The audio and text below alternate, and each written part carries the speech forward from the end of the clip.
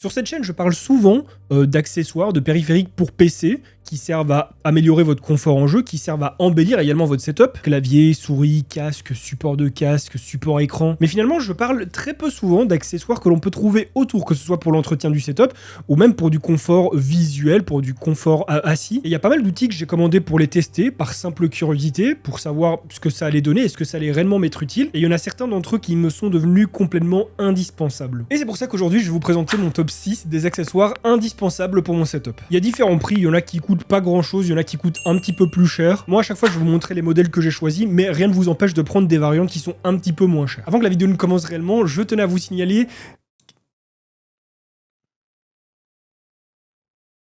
Vous savez ce que c'est ça? Ça c'est une mission pour mon sponsor YourCityKeys. Ce logo Windows, on en a marre, il nous emmerde et en plus il apparaît même quand on est en jeu. Et activer Windows ça coûte plutôt cher, mais là j'ai la solution pour le payer moins cher. Je vous présente mon sponsor YourCityKeys qui vend des clés Windows. Elles ont pour particularité d'être moins chères qu'en boutique ou chez tout autre intégrateur PC. Mais en plus de ça, si lors de l'achat vous rentrez le code DDVIP, vous allez avoir une réduction de 20% sur votre achat. Une fois que c'est fait, vous allez vous rendre dans votre User Center sur le site, vous allez choper votre clé. Attention, vous n'allez pas la recevoir par mail, vous la recevrez bien ici. Et pour activer Windows, c'est encore plus simple. Vous allez vous rendre sur le bureau. Dans la barre de tâches en bas à gauche, vous allez écrire activation, c'est plus facile. Et dans modifier la clé produit en dessous, vous allez entrer votre code et de là, vous allez attendre que Windows s'active. Parfois, ça peut aller très vite, parfois, ça peut prendre 3 plombes. Une fois que c'est fait, Windows est activé et vous débloquez ainsi toutes ses fonctionnalités. Si vous rencontrez un problème avec votre clé sur le site, adressez-vous au chat en bas à droite. Vous recevrez alors une nouvelle clé valide. Et voilà, merci beaucoup à YourCityKeys. Et maintenant, on retourne au sujet principal. On va commencer par l'un des plus chers. Comme ça, après, ça va, je vous embête plus avec les trucs qui coûtent la peau des fesses, mais qui, pour moi, est l'un des plus indispensables. Je vous l'avais déjà présenté sous une autre forme il y a quelques temps. Souvenez-vous, le CompuCleaner, un souffleur d'air qu'on branchait directement sur secteur et qui bombardait de l'air comme une bonbonne à air comprimé pour nettoyer votre PC, votre clavier, en fait, toute surface qui est pleine de poussière. Du coup, j'ai commencé à faire mes recherches sur Amazon, à chercher un modèle sans fil, et au départ, je trouvais rien qui pouvait me satisfaire parce que j'avais peur que ça ne souffle pas assez fort. Et puis, je suis tombé sur celui-ci. Il s'appelle le Svincal, mesdames et messieurs. Il se tient une main, il est tout léger. Je l'ai testé comme ça, en me disant bon bah si ça fonctionne bien tant mieux, si ça fonctionne pas tant pis. Et je dois dire que j'en ai pas été déçu. Ce petit truc là, à première vue, on pourrait penser que c'est un petit peu faiblichon. Si je prends ici ma petite Logitech MX Master 2, enfin c'est même pas la MX2, c'est la MX3 pardon, bah voilà, qui est une souris qui pèse quand même son poids, hein. Bah si je me mets à souffler dessus, le pouvoir de la force, mes amis. En somme, ce petit engin là, donc le Svincal, remplace mon CompuCleaner. Certes, il n'envoie pas aussi fort parce que le CompuCleaner, il peut faire s'envoler une carte graphique, hein, il y a une grosse différence de puissance entre les deux. Mais pour du nettoyage en surface et même dans des petits recoins, comme par exemple dans une tour de PC, ça fait vraiment le taf. Ici, par exemple, j'ai mon G915 que je n'ai pas utilisé depuis un petit moment. Je l'ai laissé dans une étagère là-bas, donc ça fait un petit moment qu'il a accumulé la poussière, qu'il est un petit peu crado.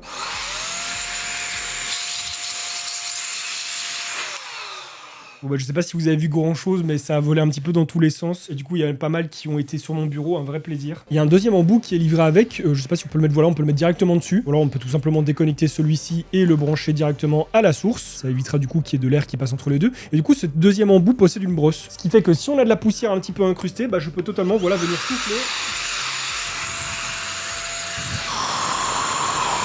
Son utilisation ne se résume absolument pas à un clavier, c'est surtout super intéressant pour faire l'intérieur d'un boîtier de PC, pour faire des surfaces, pour n'importe quel objet périphérique en fait, où il y a pas mal de poussière qui peut s'infiltrer, c'est vraiment super pratique. Pourquoi acheter un objet comme ça qui coûte un petit peu cher plutôt que des bonbonnes à air comprimées? Bah comme vous le savez, les bonbonnes à air comprimées c'est pas infini. Généralement on paye ça autour des 10 balles, parfois un petit peu moins. Vous l'utilisez environ, je sais pas, 4-5 fois et encore, et puis c'est terminé, il y en a plus. Du coup non seulement vous avez payé 10 € pratiquement dans le vent, en plus de ça la bouteille il faut l'acheter, bon c'est déjà pas très économique sur le long terme et surtout pas très écologique non plus. Donc c'est super intéressant je trouve, ça coûte son prix, un petit peu plus cher que le CompuCleaner il me semble, mais c'est du sans fil et moi c'est vraiment ce qui me manquait, de pouvoir choper mon truc sans m'emmerder à le brancher ni rien et de pouvoir directement clean mes surfaces. Donc ce petit outil là, bien que j'en avais peur, il est approuvé. Toujours dans le domaine de l'entretien, ça peut s'avérer très utile aussi. On a une sorte de petite brosse multifonction en fait qui peut servir aussi à l'entretien d'un setup. Vous avez tout d'abord une grosse brosse qui permet de balayer la poussière ou même de dégager les petites saloperies qui sont foutues sur votre clavier clavier en surface. Donc ça c'est assez basique, mais ce qui est intéressant c'est qu'à l'intérieur il y a pas mal de petits outils aussi qui peuvent être intéressants. On va avoir une pince qui permet d'enlever les switches. La plupart des claviers mécaniques en fournissent une avec, donc bon, c'est pas forcément hyper intéressant d'avoir ça avec. L'avantage c'est que bon, quand vous avez terminé, vous la foutez dedans, donc voilà, au moins vous la perdez pas. Parce que moi des pinces comme ça, je dois en avoir 43 milliards chez moi, mais je sais pas du tout où elles sont. Ici on va retrouver un petit outil multi-usage qui lui s'adresse un petit peu moins au PC. C'est plutôt pour tout ce qui est écouteurs, oreillettes. On va tout d'abord retrouver une éponge de flocage. Pour par exemple si vous avez des écouteurs sans fil style AirPod ou quoi, nettoyer l'intérieur de la boîte, là où sont placés les écouteurs, ça absorbe directement la poussière. Et de l'autre côté, vous allez avoir un petit embout de précision en un espèce de caoutchouc pour nettoyer l'intérieur des écouteurs. Vous savez, cette partie un petit peu dégueulasse où il y a un petit peu de cérumen qui traîne là. Donc voilà, ça c'est un petit peu moins intéressant pour ceux qui n'utilisent pas d'écouteurs. Après, je sais qu'il y en a qui en utilisent sur leur setup, donc voilà, ça peut toujours servir. Ici, on va retrouver un petit spray pchit pchit, sauf qu'il n'y a absolument rien dedans, donc ça ce sera à vous de mettre le produit. C'est le côté un petit peu dommage pour nettoyer par exemple un écran ou alors un smartphone aussi. Et du coup, pour aller avec ce spray de l'autre côté, une petite surface comme ceci, pour si jamais vous nettoyez un écran ou un smartphone, en fait, une matière un petit peu spongeuse que vous allez pouvoir passer comme ça sur votre écran pour éliminer l'excédent de liquide que vous avez placé dessus. Donc ça paraît un petit peu bête, mais moi j'ai acheté ça il y a quelques temps, juste par curiosité, et bah, je l'utilise assez facilement en vrai. Principalement la brosse ici pour le clavier, mais voilà, si j'avais envie de donner un petit coup de clean ou quoi à mon smartphone, bah j'ai cette éponge derrière. Avoir ça à portée de main dans un tiroir du bureau ou alors n'importe dans une étagère et pouvoir l'utiliser dès qu'on sent que c'est un petit peu crado, c'est vraiment cool. Toujours dans l'entretien, oui, vous allez vous dire qu'est-ce qu'il est en train de faire. Écoutez, moi j'essaye de vous donner des petits tips pour nettoyer votre setup, tout ça. Hein. Je le vois là pour les setups abonnés, hein, quand vous m'envoyez vos setups, il y en a 1 sur 10 qui est propre. Il y en a, ils ont tellement de poussière sur leur clavier, on dirait le truc c'est un désert, il y a un chameau qui va passer dessus en un coup. T'en as d'autres, t'as des traces de doigts tellement grandes sur leur écran, on dirait ils doivent tenir leurs écrans pour pas qu'ils tombent. Le truc suivant, du coup, c'est assez drôle parce que je me serais jamais vu présenter un truc comme ça sur ma chaîne. Hein. Vous savez, pour tous ceux qui habitent en ville, là, il y a un gars dans votre quartier qui tient une boutique, qui est une espèce de petit cybercafé, et pour passer des coups de fil à l'étranger, ils vendent des smartphones, des casques Trust, des webcams de merde, et en même temps, c'est un point Western Union. Bon, je pense qu'on la connaît tous, cette boutique dans notre quartier. Et ben, ce truc-là, vous pouvez typiquement le trouver là-bas. À quel prix, je ne sais pas. Ici, en tout cas, j'ai essayé d'en trouver un pas trop cher, mais qui est cool et que moi, j'utilise assez souvent. Pourquoi ? Parce que je connais tellement de gens qui nettoient leurs écrans avec du produit pour les vitres ou pour les lunettes. Bon, c'est pas l'idéal, mais encore, voilà. Mais surtout, qui utilisent du putain de sopalin pour nettoyer leur écran. Respectez un petit peu vos écrans, les gars. Et du coup, voilà, moi, ce qui m'intéressait surtout, c'était la quantité qu'il y avait dedans, parce qu'on a une grande bouteille qui est bien remplie, et du coup, ça, pour nettoyer les écrans, c'est vachement plus efficace déjà que d'utiliser du liquide qui n'est pas adapté. Certes, un écran, c'est pas de la vitre, mais les micro-rayures, ça arrive vite, et bon, bah, après 10 ans, voilà la gueule de ton écran. Et en plus de ça, le produit, ils sont pas super forts, donc voilà. On va maintenant sortir un petit peu du côté entretien et plus se rediriger vers le confort. Je vais tout d'abord vous parler d'un produit que j'utilise depuis maintenant 3-4 ans, je pense, enfin, vous en reparler parce que j'en avais déjà parlé dans une autre vidéo du genre, mais vraiment, je trouve ce produit tellement bien. Souvent, perso, quand je suis assis comme ça sur une chaise, je supporte pas avoir les pieds en angle droit, d'être à 90 degrés. J'ai plusieurs solutions, c'est soit de me mettre en tailleur directement sur mon siège, mais au bout d'un moment, voilà, j'ai mon sang qui circule plus dans mes jambes. Il y a même des sièges qui ne rendent pas ça possible parce qu'il n'y a pas assez de place. Du coup, pour avoir les jambes tendues, ce que je faisais souvent, c'est que je les tendais et je les appuyais contre un mur pendant un petit moment. Le problème avec ça, c'est que à partir du moment où vous portez des chaussures, des chaussettes ou même que vous êtes pieds nus, au bout de quelques mois, ça laisse des petites traces sur le mur. Donc la première solution que j'avais pour ça, c'était soit de mettre, je sais pas, un petit escabeau, un petit tabouret, mais c'était chiant, ça faisait du bruit, ça bougeait et c'était un petit peu étroit. Puis j'ai acheté les fameux coussins qui surélèvent un petit peu les pieds, comme ça on peut tendre les jambes, mais c'était pas assez haut. Et un jour, il m'est venu une idée. Je suis allé sur Amazon et je me suis dit, est-ce qu'il n'existerait pas une sorte de hamac qu'on fixerait aux extrémités du bureau et sur lequel on pourrait mettre nos pieds? Et effectivement, mesdames et messieurs, cela existe. Du coup, bah moi, voyant ça, j'en ai acheté un direct et depuis, je sais plus m'en passer. Genre vraiment, c'est beaucoup trop bien. J'ai pas besoin de vous décrire le produit pendant des heures, hein. Vous l'attachez à chaque extrémité de votre bureau. Si vous avez un bureau court ou long, c'est pas grave, vous pouvez régler directement les ficelles. Ça se fixe avec un système d'étau, pas besoin de coller ou de trouer, vous le placez dessus, vous tournez et c'est bon. Et une fois que c'est fait, bah vous foutez vos grosses paluches dessus et vous êtes mes peinards. Et vraiment, c'est con comme la lune, mais moi, qu'est-ce que ça m'éclate. Et tous les gens à qui je l'ai conseillé aussi, ils ont kiffé. Enfin, tu touches pas le sol, tu touches pas ton mur, c'est souple, donc voilà, c'est pas un truc sur lesquels tes pieds vont être dérangés au bout d'un moment parce que c'est trop dur, ça ne bouge pas au sol, donc ça fait pas de bruit, c'est vraiment parfait. Je crois que si on me laissait le choix entre un seul de tous les objets que je vous montre ici, c'est clairement celui-ci que je prendrais. Produit suivant, ici on est sur un objet de confort et d'esthétique. Il va s'adresser surtout aux gens qui utilisent le PC la nuit par exemple, dans l'obscurité, et qui du coup n'ont que pour éclairage la lumière de l'écran, ce qui n'est pas super bon. Et donc, depuis quelques années, on voit de plus en plus sortir des outils comme celui-ci, qui est tout simplement une lampe, hein, vous pouvez le voir ici à l'intérieur, il y a des LED, qu'on va venir placer tout simplement comme ceci au-dessus de l'écran. Un peu à la même manière d'une webcam, hein, vous le fixez sur le bord, hop, vous clipsez ici pour que ça ne bouge plus, pour que ça ne tombe pas, et ça va venir diffuser la lumière devant votre écran. Là, vous allez me dire, mais pourquoi diffuser de la lumière devant l'écran si l'écran est déjà lumineux? Déjà parce qu'un contraste élevé, ça peut accentuer la fatigue oculaire et l'inconfort. Et le fait d'être dans le noir total et d'avoir que cette lumière-là, celle de votre écran, bah, ça accentue de fou le contraste. Deuxième chose, notre œil fait ce qu'on appelle une convergence. C'est un petit peu comme une mise au point. Quand je regarde comme ça la caméra, tout ce qui est derrière va être une zone floue. Mes yeux font la convergence entre les deux et c'est ça qui permet aussi d'évaluer la distance entre les différents objets. Quand on est dans le noir total et qu'on voit absolument rien de ce qu'il y a derrière l'écran, bah du coup, nos yeux ont un petit peu du mal à faire la convergence. Encore une fois, ça peut apporter de la fatigue oculaire, mais en plus de ça, ça peut aussi donner des maux de crâne. Et pour finir, cette fameuse lumière bleue qu'on va retrouver dans nos écrans, qui, bon, déjà perturbe notre sommeil, c'est pas du tout bon pour le sommeil, mais en plus de ça, ça affecte le rythme circadien, et bien le fait de subir ces lumières bleues dans l'obscurité totale, c'est encore plus mauvais. Tout ça pour vous dire que le fait d'avoir une lampe qui vient projeter la lumière déjà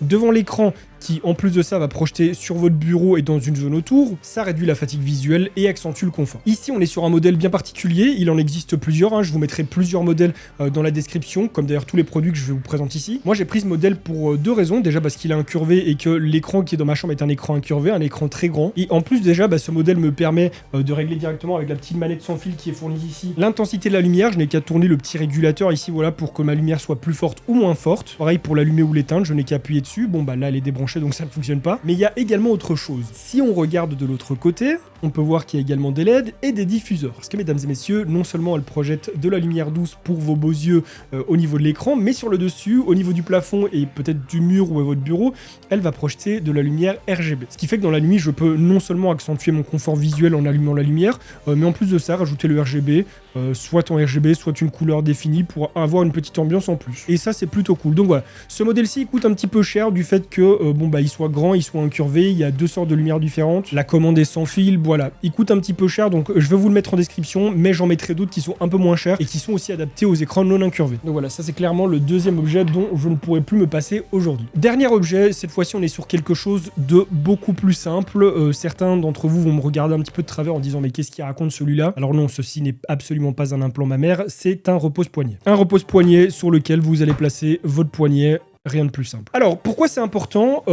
Ça fait moi des années que j'utilise un PC. Genre vraiment, je crois que la première fois que j'ai mis ma main sur un PC, je devais avoir 6-7 ans. Et durant toute ma jeunesse, j'ai toujours utilisé les PC avec des tapis de souris simples ou alors sans tapis de souris. Ce qui fait qu'avec la souris, bon, cette souris-là, elle est un petit peu bombée, donc c'est pas forcément le meilleur exemple, mais à l'époque, on avait des souris vraiment assez plates, les souris aussi standard qu'on peut trouver. Bah voilà, j'avais tout le temps ma main comme ceci et du coup mon poignet qui était posé à même le bureau ou à même le tapis, et ce qui fait que depuis très jeune, depuis que j'ai genre 15 ans, je me suis retrouvé avec ceci. Je peux vous le montrer de l'autre côté, je l'ai pratiquement pas, je l'ai un tout petit peu parce qu'il y a une époque où ça m'arrivait d'utiliser les souris à deux mains, parce que tu vois, je suis un petit peu ambidextre, donc parfois souris main gauche, main droite, je change, ou même de positionner ma main tout simplement comme ça sur le bureau et du coup d'avoir les deux poignées, mais c'est surtout celle-ci qui a été affectée. Et ce que vous voyez là, c'est pas une tumeur, c'est pas un cancer, c'est juste de la peau qui est dead. Peut-être qu'en faisant des soins, une opération, de la chirurgie ou quoi, j'en sais rien, ça peut se régler, mais en tout cas c'est quelque chose qui m'est arrivé il y a quelques années et qui a toujours été là. C'est juste de la peau morte, mais du coup visuellement c'est pas très beau, c'est pas très glamour, hein, frère, on dirait que j'ai un téton sur le poignet là. Et bon c'est la raison pour laquelle ça existe. Il y a soit des tapis de souris un petit peu moches mais qui intègrent directement des repose-poignets avec une sorte de matière un petit peu gelée comme ça. Déjà ça évite les problèmes d'articulation qu'on peut avoir, mais en plus de ça, ça évite cette connerie là. Et ça rend pas du tout l'utilisation moins confort, au contraire, c'est même plus intéressant d'avoir la main un petit peu surélevée. Évidemment que sur un jeu style un FPS où tu dois être hyper vif, tu vas pas être comme ça parce que ça te gêne complètement dans ton mouvement, mais pour de la navigation, du multimédia, ou même si vous bossez sur votre PC, je vous l'assure, c'est vraiment super important. Parce que ça, une fois que c'est là,